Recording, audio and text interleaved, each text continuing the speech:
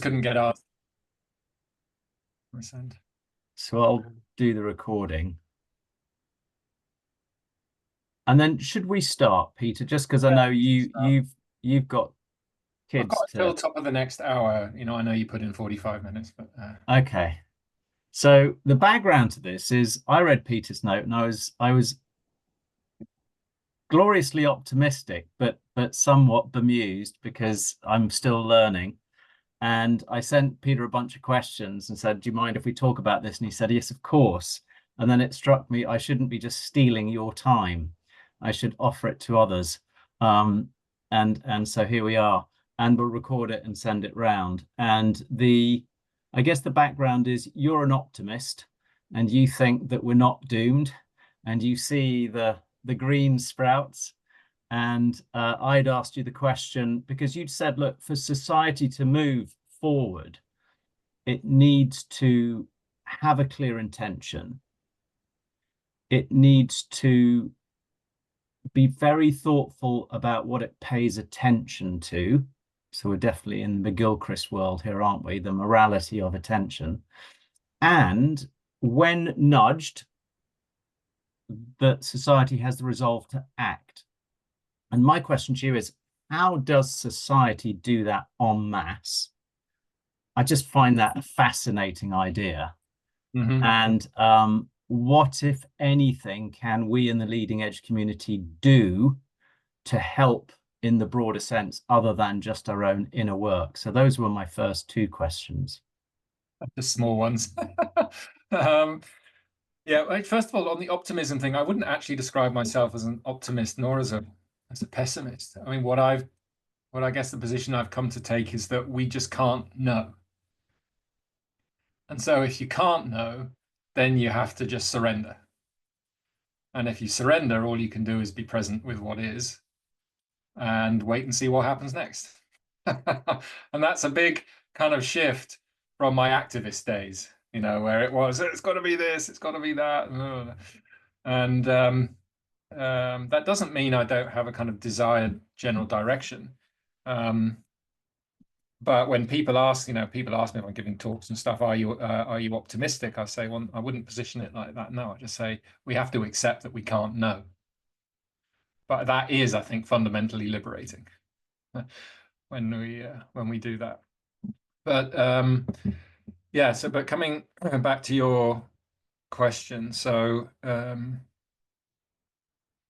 I guess what's behind my answers is a worldview or a way of seeing how things change. So I started in more the green activist world about what it should look like, and then I was, oh, we all basically seem to agree on that kind of world, but we're not moving there. So how does change work? And there are, when we say change, there are many different things we can mean with that, from just upgrade the current system, improve things as they are, to a little bit of a shift to a kind of whole systems emergence, as it were. And I think that's where we're at. So that's why in the article, can you allow sharing, Ian? And I can just pick up some of the images. Yes, I don't know how to do that. I will have to confess. Right. No worries. But anyway, if people have read the article, it's got that little Irvin Laszlo thing that says we go through these periods of nonlinear change or emergence, or as Malcolm Gladwell called it, tipping points.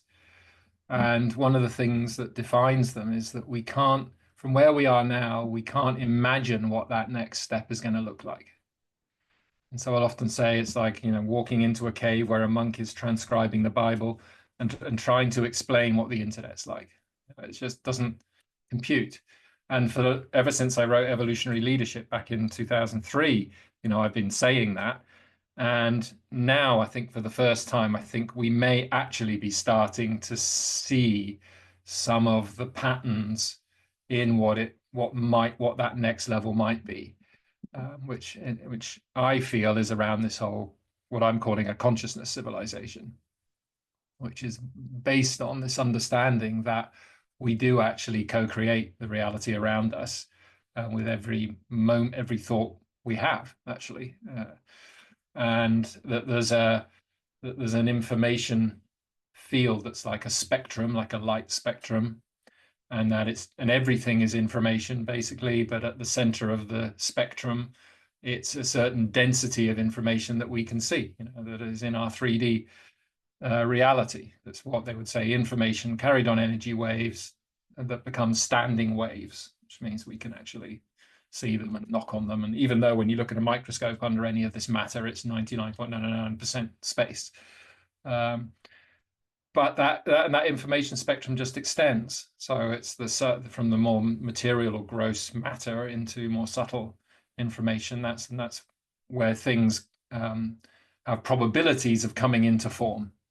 So I feel what we're doing, where we're going right now, and now kind of rather in an accelerated way, is our ability to be able to work in that bandwidth outside of the pure material information. And that means, like, we know we can heal in those ways. We know we can grow vegetables and food and have animals be a lot healthier using our consciousness and those kind of technologies. We know we could also generate energy. There are examples of being able to generate energy from the field in that way. So there's all sorts of things we can discover once we accept that there is this actual way we can interface with this field. So I feel like we're starting, and that will look radically different to our current civilization. And as I think the theme has been in the chat sometimes, radically simpler, actually, as well. Where a lot of the kind of complicated stuff, will just fall away as you come back to much more of an essence. And so how we move from there, from here to there, it's not so much all we can do is continue to put in place conditions for the system to emerge, as it were, into its next phase.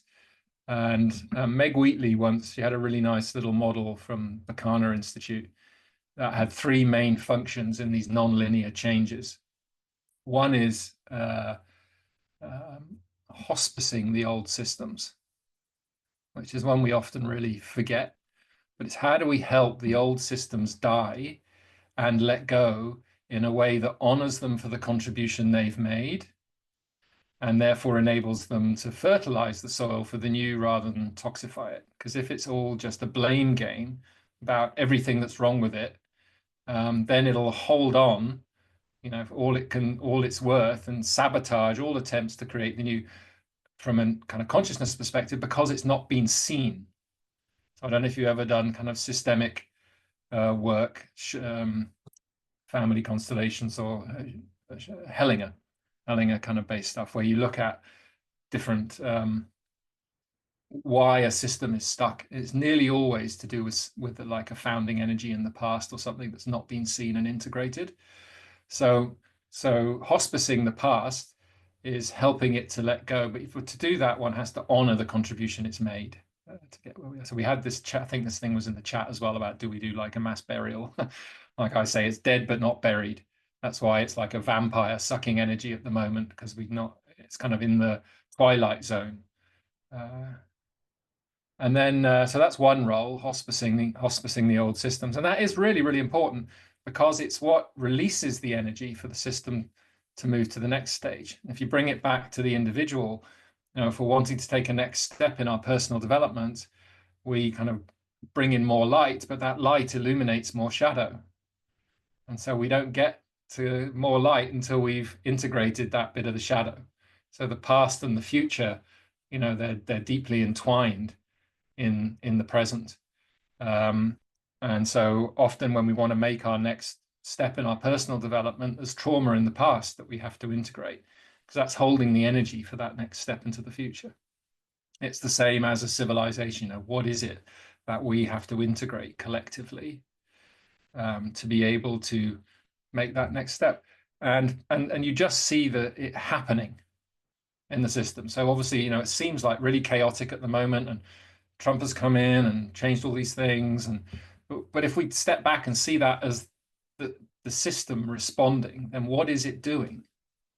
Why is it responding in that way? And more from a very fundamental perspective, to remember that this is the earth doing this. It's like we're not separate from it. Right now, this is the earth having a conversation with itself about how do we understand what's going on with me at the moment? Right? I mean, we're an expression of the earth. I mean, we've forgotten that, which is insane. And that's part of the reason that we are in so much trouble, I believe. But, I'm the earth talking to itself right now, and you're the earth listening to itself.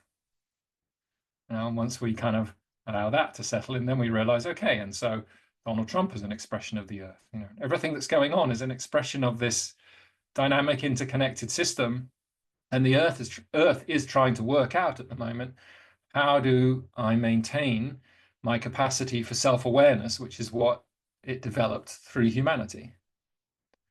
Yeah. To do that, it had to create a differentiation. So I could see it, right, which we call in psychology the ego, the awareness of self, which means there's a self, therefore I can see the other.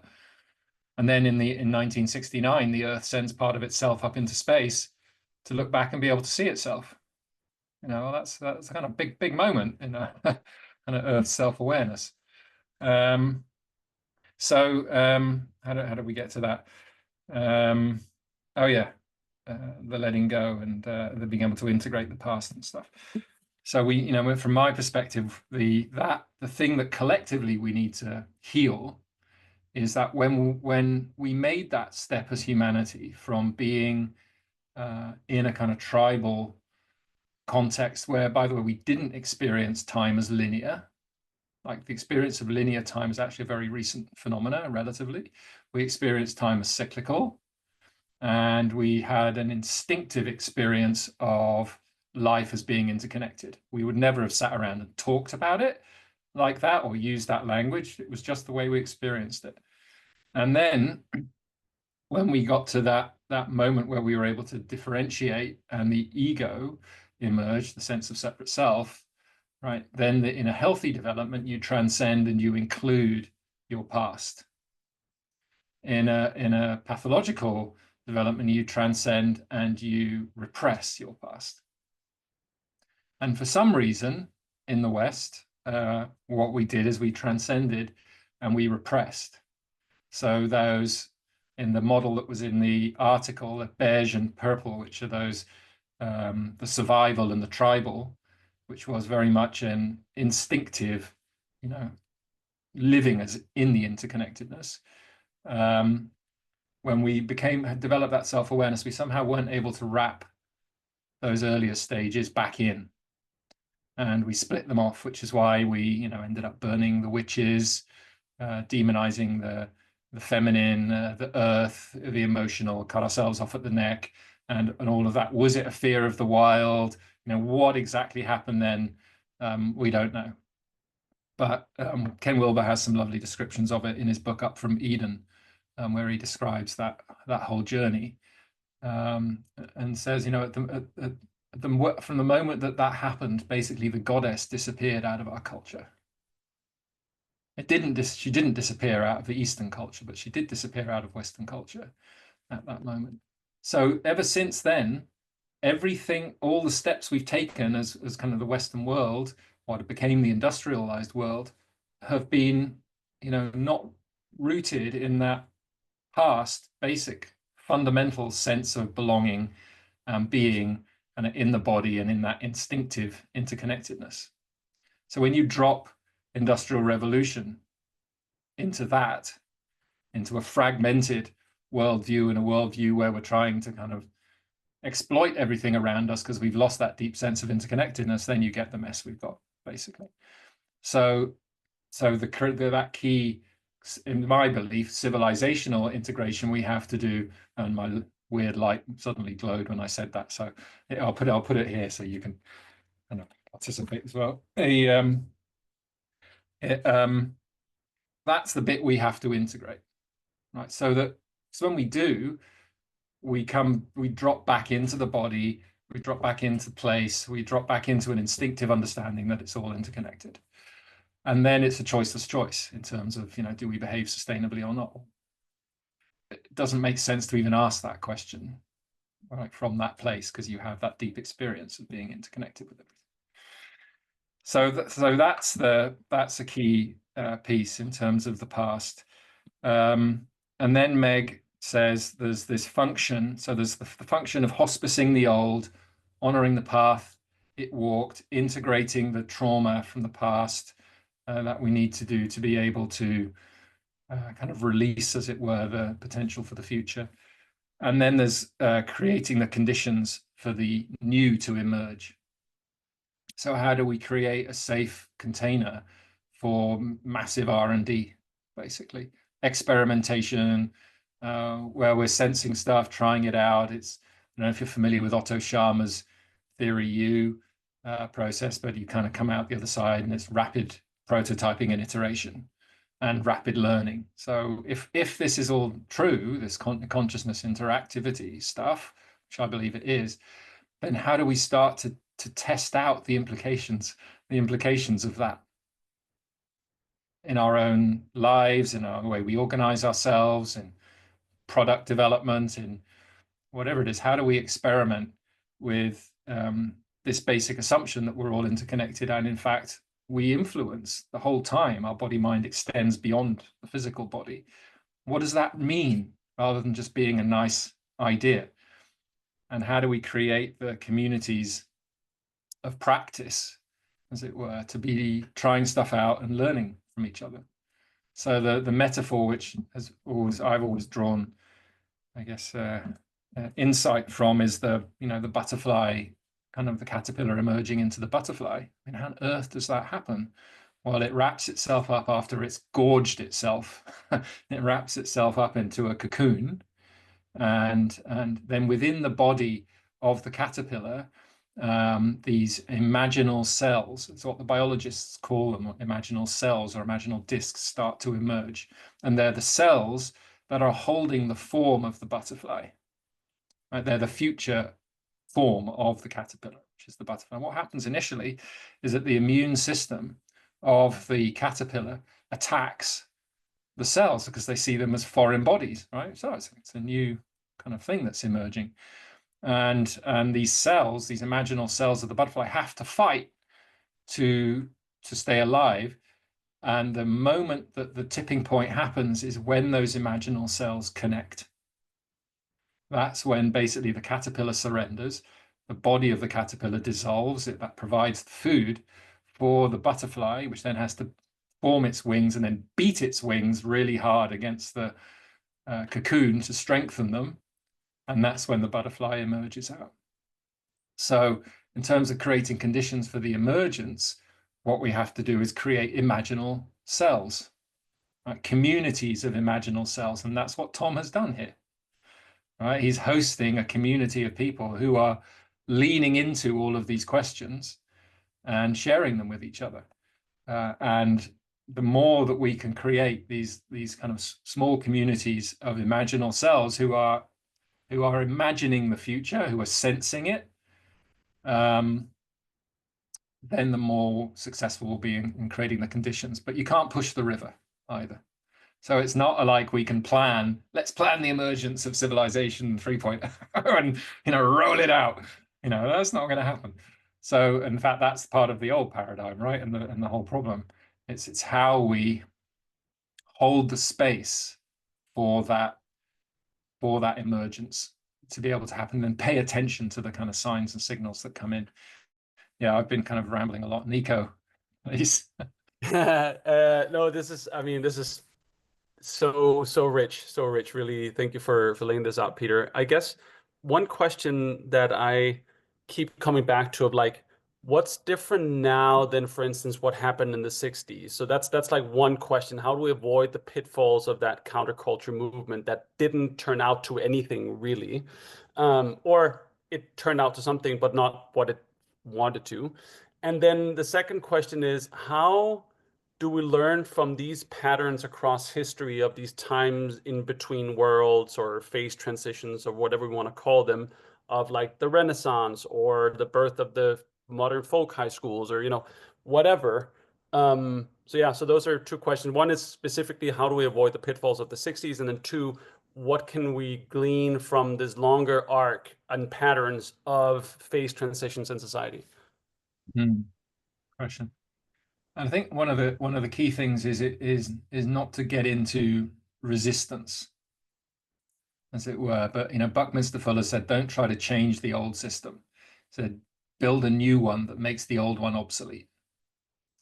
And that's part of the emergent strategy, I think, is not to moan and complain and everything else. It's to try to work out, well, what would be an alternative to this, and then prototype it. Because then that actually links back to Meg's third function, which is once you've got enough systems that have got enough traction and have enough solidity, I guess, the third is bridging to the old. So it's offering an alternative, and so the first is help the old system die gracefully and honor it for what it contributed. Second is put in place the conditions for the emergence. Once that emergence has become mature enough, tell the story. And then it's an adoption curve, as it would be in kind of marketing. It's kind of innovators, early adopters, late adopters, and forget the laggards, just offer it. And I think the difference is it's not a struggle, I think, and that's to do with, I think, where we are now in our consciousness development. It's like, choose to build the new and just go and do it. And I often, I'm giving talks about this, we'll show this slide, or this little film clip from Indiana Jones. Not quite sure which one of the Indiana Jones films it is, but a lot of the kids don't get it anymore. It's like, shit, they don't know Indiana Jones. But it's that moment where he's like, at the end, there's a chasm like in front of him, and he's got to get to the other side, and it doesn't look like a bridge, like there's a bridge. And the bridge only emerges when he steps out and puts his foot down. And then he lands, and then you see, they move the camera angle, and you see the bridge emerge. So that's kind of what we have to do, is take the step, even though we have no idea how we're going to achieve what it is we're intuiting needs to happen. We don't know what our friends and family are going to think of us when we do it. But when you do it, you send out another resonance, like pressing a key on the piano, and then a bunch of the other strings start to resonate as well. And then people show up who are kind of you've never seen before, or people you do know, but who never dared to admit that they were thinking the same way about it as you. So it's the choice to build the new. Don't worry about the old. The old's got to die. Hold the old in your heart with compassion, because it's suffering, right? And a lot of the folks at the top of these industries now, someone's got to keep the lights on. A lot of them know that it's doomed. It is doomed. It's done. But there's no alternative, and it's our job not to kind of blame everybody else.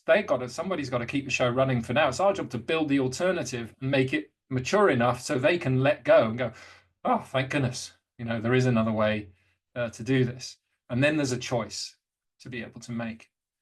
And so that's that I think is, in terms of the 60s, I'd say that's a difference that I'm noticing as people. It's it's not a big, I mean, we should have all the celebration and everything, around the new as well, but not drop into the resistance, because as we know, I think from martial arts or whatever it is, the more you push against something, the more you give it strength. So, but if you take the hand away, then it just falls over. So how we kind of just build that. And Peter, in terms of the non-linear part, can you explain that a bit more? Is it kind of like the old Hemingway adage, gradually and then suddenly? Or what is your belief about how things change in a non-linear way? But yes, definitely the suddenly, the gradually and then suddenly, or the tipping point, as Malcolm Gladwell wrote about. But it's also like the, they say people who are, if there's a quest for a new medicine or a new solution to something, and you've got researchers all over the world kind of working on it, and they don't know each other is working on it, and one discovers it, then the other discovers it pretty soon after. It's like the 100th kind of monkey effect. So it's something, the way I would explain it from a consciousness perspective is it's like something a pattern crystallizes in the field. Like you're working the field with your inquiry the whole time, holding a tension between something you don't know and you're trying to achieve. And just the process of doing that starts to form like a blueprint or a pattern in the field that's bringing it closer to the possibility of manifestation. So that information starts to get denser and denser and denser until, boom, it kind of downloads itself, or you'd say the information waves click in as standing waves, and it shows up as material reality. And so somebody downloads it. So I think that's kind of what happens. And I feel, the signs of that at the moment are things like the telepathy tapes. Why that? Nobody really knows why one thing suddenly takes off, but millions of people listening to the telepathy tapes, or Joe Rogan's piece with Tom, what's his name now? But that, had a million views in the first day. The guy, he was one of the Monroe Institute early people, all talking about consciousness. Suddenly Rogan's talking about consciousness. What's going on? So, we, those of us who've been at it for decades are kind of, oh, guys, at last. So those are signs to me that something is starting to download itself. And I had and these synchronicities that happen. So was it 2 days ago, I was talking to, have you heard about the Psy Games event that's happening? It's in the US, actually. It's like they're pulling together, it's like an Olympics for psychic abilities, and they're making it fun and things you can try out, and practice. And anyway, I was talking to Hakeem, who's the guy who's organizing it. And the conversation was it was like one voice speaking through two people. It was bizarre. He would and just before we were finished, he was like, "Oh, one more thing I've got to say to you. Have you ever seen the brain app, Lumosity, this brain training app?" And I was and my whole body kind of went brr, because literally a few days ago, before that, we'd been saying, "Hey, we should take this Lumosity app as a model and turn it from brain training into consciousness training, because we can embed the weird software in the app, and so you'd be able to do intention games, as it were, instead of brain training."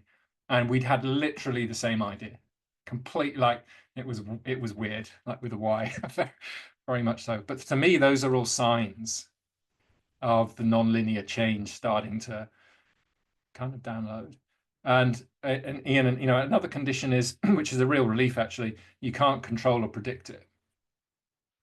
So we don't know when it's going to emerge. So all you can do is play, as it were, keep the kind of intention clear, and then pay attention to how the things start to show up. And we can only take one step at a time. Meg always used to say, act, sense, act, sense, act. Because if you make a 5-year plan, you take your first step, and reality has changed and the plan's out of date, and you spend the rest of the 5 years trying to force your plan to fit the reality that's changed. So that's the linear kind of approach. The non-linear is really a lot about presence. Do others have questions? Yes, I definitely have questions, Ian. Thank you for do asking. your little hand thing, and then Peter will know. I can't find it because I'm so entrenched in the corporate world. I no longer use Zoom. I use Teams. So I'm like, oh, I used to be so masterful on Zoom, but I'm at home with COVID at the moment, so I apologize. I might not be super coherent. But yeah, I was right in there. Sorry, Ian and Peter. No, go ahead, Brenda. Okay, so first one is, I think the Indiana Jones movie, I'm not sure, was Indiana Jones and the Last Crusade with Alison Doody. Right, yeah. I make my kids watch these movies. I don't know how much attention they pay. But yeah, I'm also curious as well, because a couple of years ago, I more or less found myself kind of being called to explore a little bit on plant medicine and more elder cultures. I'm Irish myself, so we have a lot of depth, but I think most of it has been forgotten. Whereas other cultures, like in the Amazon, I think they're more in touch with that. But I find it curious because when you speak to some of the elders, and Lucy Martin, who's on the group, and others would be much more knowledgeable about this than me, but for the Pages that I have spoken to, they have felt call, and the medicine, as they would say, or the plants or whatever spirit has spoken to them and asked them to come out of the forests and to work with people all over the globe and in first world countries, because, you know, there's been a bit of criticism of that. You know, are they looking to make money? Is it, you know, they're being pulled into this world? But actually, when you speak to them, they say that there's a very strong call for them to come out and to assist. So I find it curious as well that I think, okay, I'm fascinated with the telepathy tapes, but these elders, you know, deep, not very connected to ours, have had this call as well. So this time of transformation, you know, they sense it as well at the moment. But I mean, yeah, I'd love to hear what you think about that, Peter, or if you've come across it. Yeah. Yeah, no, absolutely. I mean, it's the, you know, I was talking about earlier, I'm not sure if you were on already, Brenda, about in the article, I've got these kind of developmental stages, as it were, and we have the beige and the purple, and the purple is the tribal, which was the pre-emergence of the ego in the sense of separate self and everything else. And in the West, we buried that. Basically, we transcended and repressed rather than transcended and included. Whereas these indigenous elders are still holding that. Yeah, so they're still grounded in that field of interconnectedness, which we kind of lost, and then exported our version of reality to the rest of the world. So yeah, it does. Yes, absolutely. You know, when I hear indigenous elders speak, then it's yeah. I mean, they're there already. They've just been waiting for us to kind of get over it and catch up. Is my sense of it. But one of the main reasons that we use the word weird with a Y is because it's actually the Northwest European indigenous term for the web of interconnectedness that generates all life. It was what the Anglo-Saxons used. It was their word. In the Viking traditions, they called it Urd, U-R-D. If you ever watch Vikings on Netflix, you'll see the rune. And so it was like, okay, how do we connect the ancient knowing with kind of modern tech? Yeah. And so with the original rune, you know, looked like this. This was the original rune for the weird, and it was known as the blank rune, or the rune of everything. So it was the source of all the other runes. And so we took that, and then we kind of turned that into a logo. This is a candle top, you know. But yeah, so part of it is we need to reclaim, I think, our own indigeneity, our own indigenous knowing that is there, but we've just buried. So that's why we're also working through weird on the lore, L-O-R-E, of weird that is actually indigenous to Northwestern Europe. And that, of course, a lot of folks in the US are rooted in originally as well. I mean, a lot of folks left the land, or voluntarily or involuntarily, from Northwestern Europe, and were kind of exported, as it were, to the US and Australia and other places. So maybe just one final one from me. So I spent like 5 years deep in meditation and mindfulness. I did a lot of work with Arowana Hayashi, who works with Sharma, Gita Bellin, who helped kind of cook Aberkin and others in that group. And like I was really deep in it. And then I found myself about 18 months ago, I'm back in the corporate world. I work in energy transition, so closing down carbon-based power plants and working to transition to solar and wind, but it's heavy corporate, heavy. And, you know, I have this sense, you know, of like I'm watching myself get caught up in the machine, and it's so strong. It's 100,000 people work worldwide. It's a very hierarchical, misogynistic organization, really, overall, but with great vision. Great vision. We will be carbon neutral by 2045. But it was more like this sense, right, as we're transitioning, and those of us, I guess, if we're lucky enough to be hearing the call, it's like we're midwives in a way of what's being birthed. Well, I don't know if you've any advice. Like I'm like, oh, I have all this training and knowledge and wisdom, and I used to work with so many corporates, and now I'm in the corporate machine, and like I'm doing my part, but I feel like it's real doing part. And I'm like, oh, all of those beautiful practices and sensing and sense making, and yeah, it's just really challenging to try and you can't really, right? The machine and the force is really quite strong. So yeah, I don't know if you have any advice on how to keep a foot in both worlds, or maybe you don't. Now, I mean, all I'd say is find the other imaginal cells, because they will be there, Mm. and send out an invite. Like, and you know, if the invite has got the kind of core of the energy you're wanting, then it'll find the people and do just a little kind of little theory U thing on it. Okay, how are we seeing reality at the moment? How does that make us feel? Sensing, you know, and into presencing. Okay, what is it that actually we're kind of wanting? Okay, how might we prototype? What are little things we can do in the company to start to actually manifest that vision? And just like tiny, really low threshold, kind of a little community of practice. But the others who are, you know, we get it. I think our ego kind of gets us to believe that we're the only ones thinking like that or feeling like that, and yet there are definitely others there. The question is how to find them and create the space, create that cocoon within which, you know, you can start to presence what it is that's really wanting to emerge, and then start to enact it in small ways. And it's through that inaction that it'll start to attract others. I mean, I did this with IBM over here in Benelux, and it just worked because it's also humble. It's not a top down, we're going to roll out this change thing. As we're going to start with the people. It's like the innovator, early adopter, you know, thing. We're going to start with the people who are ready.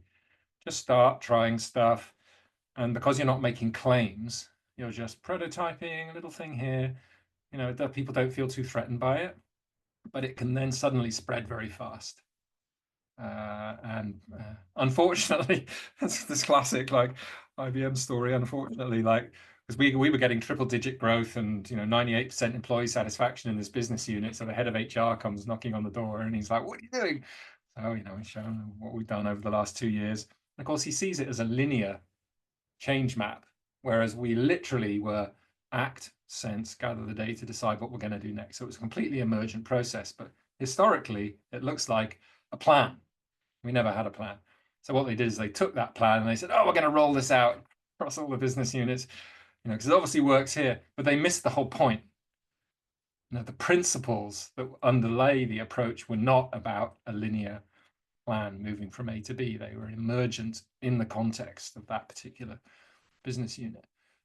So I'd say, you know, find the other imaginal cells and start to have a conversation, and use the U design for it. That's what we did.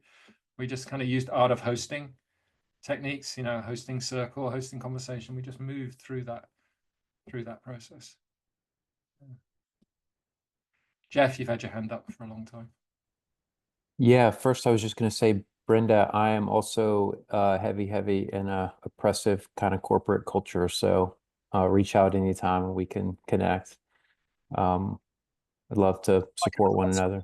You could do a cross-corporate little COP, you know, process, which you could trial with each other so that you can then do it, gather the courage and the experience, as it were, to do it internally.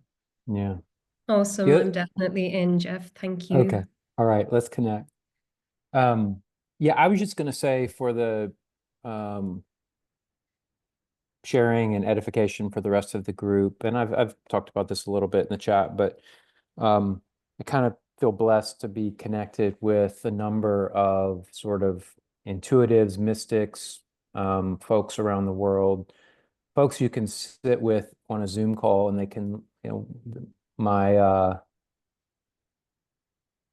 the one that sort of blows me away the most. I mean, the first time I met him, in the first 7 or 8 minutes, he told me all my hopes and fears and dreams. In the next 5 minutes, he told me in great detail about my relationship with my mom. And then in the next 5 minutes, he told me in great detail about my relationship with my dad.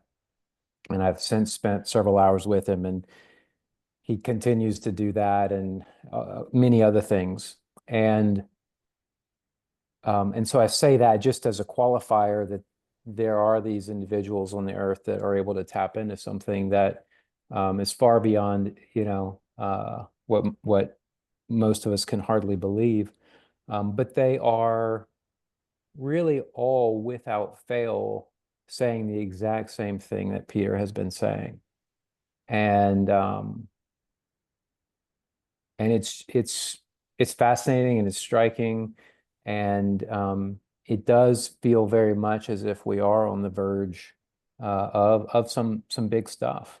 And they're all saying that it is. Many of them actually have said kind of what Peter has said. This one individual I was just referencing, he said the fire has already come through the forest, and there's still some fire burning, but now we're waiting for kind of some of the collapse and then the green shoots to pop through. So anyway, I just wanted to share it because it's very, very powerful stuff and very resonant with everything Peter said today. And it's not far from any of us, Jeff. I mean, it fits the whole thing. It's all the information already exists in a field.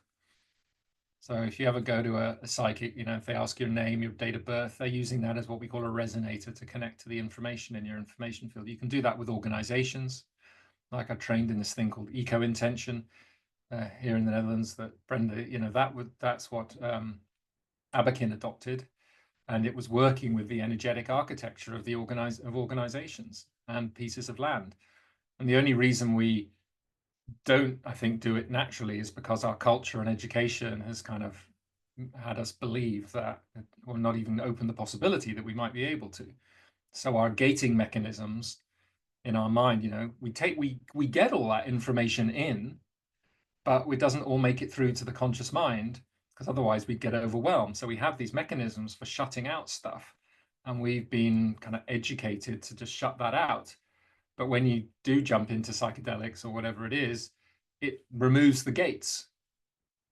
And suddenly we kind of see what we could be tuning into anyway. So we can actually learn to sift the information, you know, that we want to get. Because if you are completely ungrounded and you connect to those fields, you just get overwhelmed. So it's about learning how to access the information you need when, and a lot of that's making sure you're really in your body and well grounded in things. But it's accessible to all of us, you know, as the telepathy tapes kids, you know, saying it's just only because they haven't been exposed to our linear language models and the whole kind of way of thinking around that their gating mechanisms are different, so they're just kind of accessing. But we could all access it too. Nico. Yeah. I would love to hear your thoughts on where I often find this breaks down is in language. So, you know, some people will use the term consciousness, some people use the term mindset shift, some people use the term wisdom, some, you know, like, and it's all people talking about the same thing. And it's this constant Gordic knot. And I'll be very sort of like, you know, self-serving here in that sense of like, it's the thing that I find myself battling with constantly of the pattern is quite clear and simple, and then people get hung up on words. And so I would love your thoughts on that. And then secondly, your thoughts on the potential pitfalls of stage theoretical models, of like having this sort of like linear developmental versus more of a process-oriented dynamic model, and just your thoughts on the tensions between the two.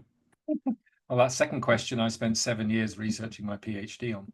So, and that first one, language, yeah, you're right. And my way of dealing with that is to always stay in the pattern, and to know that different people have different expressions of the pattern, basically.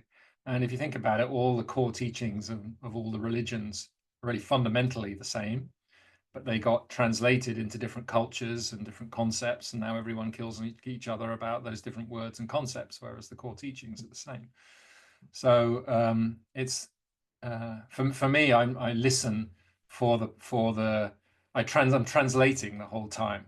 You know, when somebody uses one word, oh, okay, that's that. Oh, okay, that's that. It's like when I put the link into the Spirits book, which where they interviewed all these mediums on all the big questions, and kind of all the mediums gave the same answers, and they put these into a book.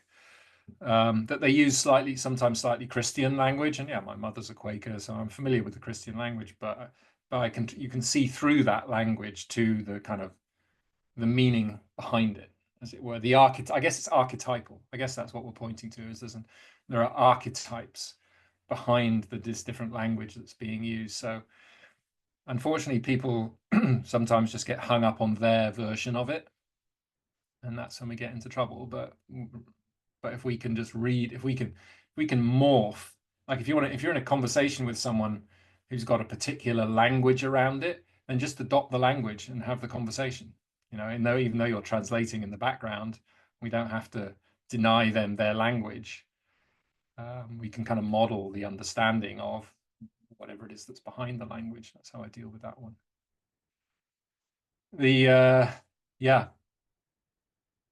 Linear models. So there's this whole domain of developmental psychology, right? And kind of stages of development and everything we go through. It was my unease with that pushed me into my PhD research. And it was, it actually, I'll try to make it short. It was like, it was a synchronicity. It was a friend who I hadn't met yet, a guy who was a dancer and a choreographer, but also philosopher. And he was doing experiments with dancers around some core sounds and seeing when they made those sounds, how did their bodies work, and then he linked breath to it. Anyway, he saw that he thought there were correlations with the 8 stages of spiral dynamics that I described in the article. And he was like, where is somebody I can talk to about this? So he emailed out and he said, oh, you should talk to Peter Murray about spiral dynamics. And he said, oh, I wonder where he is. And I live 10 minutes away from him in The Hague in the Netherlands, and we didn't even know each other. So I helped him do this. And what he found was that, so let's say you've got 8, I don't know if everyone's familiar with developmental psychology kind of stuff and spiral dynamics, but basically these stages of development, each stage transcends and in a healthy way includes the previous one, like a bit like Maslow's, right? Maslow's pyramid is maybe the one people are most familiar with, but it's not a closed pyramid, it's actually open-ended, and Maslow agreed with that at the end of his life. But Wilber says the general directionality of these stages is egocentric, identification with self; ethnocentric, identification with the group; world-centric, identification with planet; cosmocentric, identification with kind of universal laws and stuff. And remember, the transcendent include. So the egocentric doesn't disappear, it's just reframed in the bigger contexts. So anyway, what I found working with Dylan, this dancer, was that halfway up that process, these 8 stages, we were working with an 8-stage model. So the dancers were doing this thing, and then halfway up, it like mirrored. It was really bizarre. It was like, so stage 5 became a subtle mirror of stage 4, and stage 6 became a subtle mirror of stage 3, and 7 a subtle mirror of stage 2, and 8 a subtle mirror of stage 1. So that was when I was, okay, there is something not as linear about this as is portrayed in the developmental psychology models, which are still based on an evolutionary concept, right, of us evolving in a direction away from things. Whereas there's also the involutionary process people talk about, where things come out of the causal into the subtle, into the gross, right? That's the involutionary. My intuition was that involution and evolution are not 2 different things, and they're not as linear as they're portrayed to be, but they're actually one process. So I was sitting there one day contemplating that, and I was going, I wonder what involution and evolution have in common. And it was like instant. It was like, well, that's obvious. Like, take off the in and the air, and what you get? You get volution. So that was my PhD dissertation, volution theory, which is answering the question you asked, Nico. Well, what does it look like if it's not as linear as that? And you actually start to see correlations between past and future, right? Or more or less subtle systems. And my belief is, rather than the evolutionary story of things doing this, it's actually a toroidal breathing process, where the whole system is breathing, like from causal into subtle into gross manifestation for some reason at a 90-degree plane. Somebody did, like if you look at these pictures of galaxies, you see the galaxy like this, but you see these kind of toroidal bubbles around it. But the matter seems to manifest at a 90-degree plane for some reason. But it's doing this. So constantly information is flowing between causal, subtle, gross levels of information. And so there is the linear perspective, and that's what we kind of experience in our linear time reality here. But at the informational consciousness level, there's a non-linear dynamic going on as well. So what you see, for example, in the spiral dynamics model, I can't show, can I? Briefly, is that so the first stage is survival. Second stage is tribal. Third stage is egocentric, express self. Fourth stage is order structure. So this is when the kind of religions and everything emerged collectively, where there was a hierarchical order structure, and it came in. Remember, these different levels are responding to the previous level. So this red express self system, if you're looking at the model, creates loads of chaos because it's just boom out there. And then what happens is this blue order system comes in to channel that into structure. And it was when we evolved into that order-driven system that was when the religions emerged, and the state, by the way, as well. That was this kind of ordering of everything. So going from the war chiefs into a nation state was what there's this blue order-driven system. The next one beyond that, this orange, is again, and it swings back to the express self. So it's always a swing between yin and yang, or the I and the we, the individualistic and the collective. And so it swings back to the individualistic, but in the context of the set of rules that you've got now established. So you've got to be the best at playing by the rules, succeed. And that's the context within which the Industrial Revolution and free market economy and everything else emerges in. But for that to work, it has to integrate the previous one. It has to integrate the order-driven one. And then beyond the orange one, you get to this green postmodern, essentially, system, which is people turn inside. It's not all about success and being the best, but there's an inner world that feels really important. It's kind of more emotional intelligence. It's about harmony. It's harmony driven, not competition driven. But for that to be effective, it's really interesting. It has to integrate the red ego self system. And so that's why you see sometimes you see these funny, weird things going on where these people are talking about love and peace and harmony, and yet they're the most egocentric people you've ever met. And nobody is allowed to say anything that disagrees with your everybody has to be harmonious kind of statement. You're kind of, wait a minute, that doesn't quite work. And so there's this, because it's ultimately what's going on is the connection to everything, the collective. But then you also need to recognize the uniqueness of each part of each individual, right, at the same time. So yeah, this is kind of well, I won't be here for ages on my PhD thesis here, but basically that's going on the whole time. So it's not there is the linear aspect to it, but there are echoes between past and future. Let's not get into the time thing too much, but that give them a non-linear dimension as well. And one of the big risks of the linear models is that in our kind of Western mind, we translate higher or further as better. Right, so a next level of development. Oh, I'm more developed than you. I'm in cosmocentric stage. Whereas the key thing is, which is Don Beck's work, is it's not about better, it's about fitness.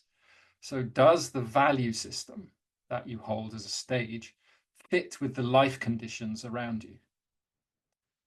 And how do we create life conditions that help people express the value system they have naturally? Right? It's not about getting to the next level.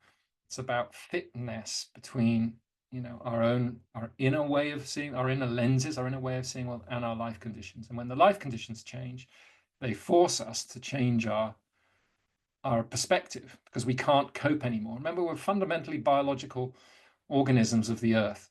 So we have to survive in an ecology, and any being, any entity that loses touch, can't cope with its life conditions, either evolves or dies. And we're no different, right? So right now, the complexity of our life conditions has increased, and our old coping mechanisms are failing. So we're now, as any other living organism on the planet, we're now having to evolve our coping mechanisms to deal with the next level of complexity. And we either do that or we die. I mean, there's nothing kind of romantic or anything about it. It's just biology. So that's the that's one of the traps, is often people thinking that higher is better, but it's not. It's about, is the way we're seeing the world, is our value system, is our consciousness adequate, which actually means fit as a word originally, adequate to the life conditions around us? Is it enabling us to cope with what's going on? And I think what's, to kind of tie it back to where we're going with this more consciousness-driven perspective, I think we've become aware of so much complexity, so much information, so much complexity, that we've reached the limits of our cognitive mind. Basically, even systems thinking falls into the trap of believing we can map the whole system and then know that if we do this, that will happen. Well, we can't. It's way too complex. It's all way too complex for the rational mind. So in that case, we have to get into another mode of knowing. And that's a much more, and it's beyond the rational mind. The rational mind still has its function, but it's sensing from the whole, to almost use kind of theory U language. And the difference is with the yellow integral level at Spiral Dynamics and systems thinking and stuff, is we start from the parts and we try to stitch all the parts together into a whole. The difference with the kind of holistic, or starting from the oneness, is that you start from the whole. You assume the whole, and then you notice how the parts are responding in that whole. And it's a fundamentally different perspective, whether you start from the parts or whether you start from the whole. And when you start from the whole, that's when you become aware of the kind of, that it's actually all one interlocking energetic system that's going on. So I think that's kind of what we're pushing into really now, is back into that. Well, what happens when we start from the whole? And it's not something we can do through the rational mind, because that sensing of the rational mind can't, as I think I said, I don't know, he picked out this quote on that podcast I did where I said 76%, scientists say we can only understand 6% of reality, because the other 94% is dark matter and dark energy, which nobody really understands. So, but that's what it could be plasma. Theory around that, all being plasma. And plasma has a very interesting correlation with consciousness. When you hear scientists describing plasma and you hear people describing how consciousness works, there's something really kind of interesting about that. But then it's our sensing that extends the bandwidth beyond that 6%. Essentially enables us to take in more of the whole. So that's where we are in terms of how I'd explain it in the Spiral Dynamics thing, is the life conditions have become too complex for our old coping mechanisms. So we're having to evolve in a non-linear emergence phase. We're having to evolve a radically new way of seeing things, in which, by the way, these linear developmental models will no longer be adequate to describe reality. I did actually ask Don Beck that in one of his workshops. I said, Don, like this, it seems to me Spiral Dynamics emerged out of this yellow integral level. He's Texan, right? He had this big Texan drawl. He was like, yes, Mary. And I was like, so does that mean when we get to turquoise, which is the kind of next step beyond yellow, that the Spiral Dynamics model will no longer be adequate to describe reality? And there was this pause, and all he said was, I like the way you think, Mary. And that was it. But yeah, I mean, you're right. We're reaching the point where these linear models are an adequate way of describing the reality we experience from a more holistic perspective. Yeah, Ian, we're over time, aren't we? We are. I just wanted to respect your time, and I know you've got kids to juggle. I could do this forever. Well, I think the next stage is we'll circulate the recording, and then Nico, I think, has done the AI summary, and that can go around. And then I suspect there'll be a request for an encore, but I think I'll leave that one to Tom. So Ian, can you just share with me the emails from everyone here, and then I'll make sure to distribute the AI notes. Sure. Ian, I mean, thank you. Beautiful day, everyone. Thank you for asking the question. If nobody asks the question, then there's no space. And thank you all for questions you had as well. Thank you for your time, Thank Peter. you so much. Alrighty. Bye. Thanks, for now. everyone. Thank you, Peter. Thank you, Ian. Awesome. Really awesome. Take care all. Catch you later, Jeff. All right. Bye, everybody.